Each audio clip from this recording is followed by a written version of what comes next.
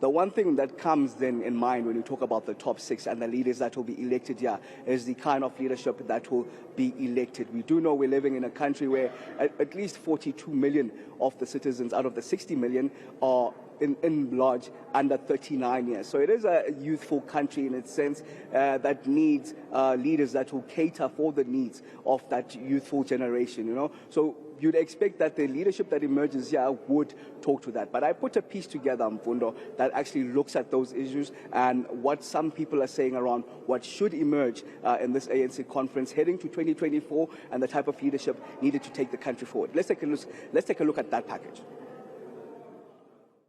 The ANC acknowledges that for it to remain relevant for the current and future generations, there has to be other generations that come through. A rhetoric that you'll hear from many ANC leaders as the party gears up for its elective conference, a generational mix in its leadership. But the 16 candidates vying for the party's top positions paint a different picture.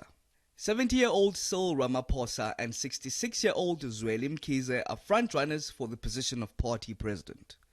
61-year-old Paul Mashatile is the leading candidate for deputy president. It seems like it is the typical ANC that does not want to incorporate the young people. Others gunning for positions in the top 6 include 65-year-old Stan Mathabata, 59-year-old Nomvula Mokonyane, 51-year-old Fikile Mbalula, and 67-year-old Gwede Mantashe. Since post-apartheid South Africa, there's been a recycle of the same type of leader. And this type of leader has really not only just caused a decay in their own political party, but a decay in the livelihoods of South Africans as a whole. If you look at the ANC's history over time, there's always been a transition from one generation to another. So the Pixleys, to some extent, and the Galatas, they handed over the organization to Kuma, who then handed over the organization, well, not handed over, but was properly contested by the Mandelas and the Tambos. The Mandelas and the Tambos then bring us to a new generation of the Mbegis and the Zumas. And that generation, by and large, is still there to this day. 30 years, 60 years on, it's still the same generation that is at the helm of the ANC. And that is what is currently quite problematic, because we don't have a transition into a new generation. We agree that any organization that is future-proof, that wants to remain relevant, must look at the issues of succession. And succession also includes the younger generation. We are also mindful that come 2024, the voter population in our country will be also consisting of a significant proportion of young people. The Youth League has also pronounced on who it wants to lead the party. As the ANC Youth League, we've always said that we believe that you need a new crop of leadership that should emerge at all levels of the ANC. The task team has endorsed 66-year-old Aviwe Mtila to lead the party come December, while being deputized by 61-year-old Paul Mashatile. The Youth League has constantly become the watchdog of the old guard, where it's not the raw young lions bravery decision that we as communities are crying out for, where we are backing, where the Youth League and young leaders in the Youth League are backing up leaders that have alleged corruption cases hanging over their heads. And you will find that just all the nominations are people or leaders that are stained with corruption. I don't think any young person, sane young person, can really identify with what the NYTT has pronounced, because one, it's ahistorical, and never in the history of the ANC Youth League have they not supported graduates of the Youth League itself to then ascend into the helm of the ANC. In fact, that's why they say the ANC Youth League is a preparatory school, there we go, for the ANC. So yeah, that pronouncement, the logic of it, I can sit here and say we're not privy to the logic of it.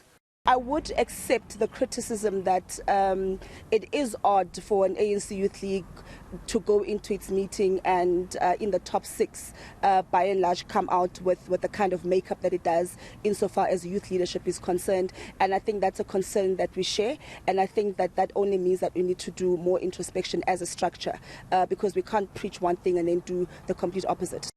One political analyst believes the ANC's youth is no longer being groomed for leadership. What the ANC of old did was take young people and send them into various schools. Your Thabo Mbekis went and did economics, in as much as we criticize them now and say we do not see what's the value of their of their qualifications. Your Tito Mbowenis, yes, we criticize them now, but that's what the ANC of old did. This current ANC, we do not know what is it doing with young people in terms of making sure that it capacitates them. Another analyst believes younger members are being taught the ways of older leadership. We are seeing that a lot of the old guard is not training the youth for a future that is healthy for South Africa, but a lot of it is training the youth to just mimic everything that the old guard is doing now. The corruption, the holding on to power, the factional battles between each other that are unhealthy. I think the ANC can do more. And I think the ANC can be more deliberate in ensuring that it prepares the next generation of leaders.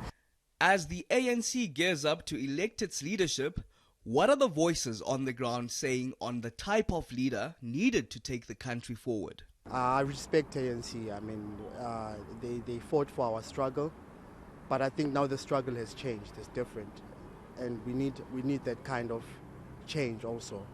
If ANC can't give us that change, I think we need to look elsewhere. I'm looking forward for a new generation because those ANC people has failed us. The country is going down, the ESCOM and everything. Nothing is working. I think we should leave Ramaphosa to lead as it is right now because he's trying to stabilize this country and he's good in economics. I think the country is ready for fresh ideas and new leadership. I think we've tried the old leadership, but it's not working. Having seen for the last 20 years, 24 years or 25 years, ANC hasn't delivered so much. So somewhere, somehow, I think the black masses are disappointed. It bleeds me to see where the ANC currently is at. It's led by old people. It's led by people that, unfortunately, they are not informed by issues of 21st centuries. New brains, new thinking, new people. Piri agrees that modern times and the demographic of the country need fresh minds. We need renewal, sure, in terms of the characteristics of members, in terms of the characteristics of the ANC, but even the personnel, even the generation at the helm, is a generation that is a UDF generation / even an exile generation, right at the helm of the ANC. We're now in a society where, we are speaking about the Gen Z generation, millennials. Society is completely different. We're speaking about a society that understands instant gratification. And then if you look at the leadership there, they are in a completely different realm. So there is that disconnect and that disjuncture currently within the ANC. In fact, one of the statistics I've read earlier today was that the population of people who are 80 plus is at about 10%. That's a lot of people in the NEC currently. The biggest voting demographic in the country is youth. If you look at other political parties in the country, they are by and large led by youth. And I don't think that the ANC, or not youth rather, but younger people, I don't think that the ANC has a shortage of really brilliant younger people that could change the fortunes of the African National Congress. While there are growing calls for a generational mix swayed towards younger leadership to emerge at the conference, Chingila believes the so-called old guard will not willingly let go of the leadership ropes. Politics in itself has been the roadmap and the route to enrichment in South Africa. And everyone is waiting for their turn. But the old guard also doesn't want to let go because of the comfort politics has awarded them. the comforts in society, the comforts in the fiscal comforts as well. So there's a lot of reasons why people hold on to power. It's not only just the power itself that has made them comfortable, and that have also made them the very lazy and unimaginative leaders that they are in society. This ANC conference now that we're going into is a watershed moment for the ANC. Because if the ANC comes out the very same way it is now, post this NASREC conference, and it comes out exactly the same way it is, then it will be very difficult to argue that this is an organization that broadly represents entire society, at least the majority of the South African population.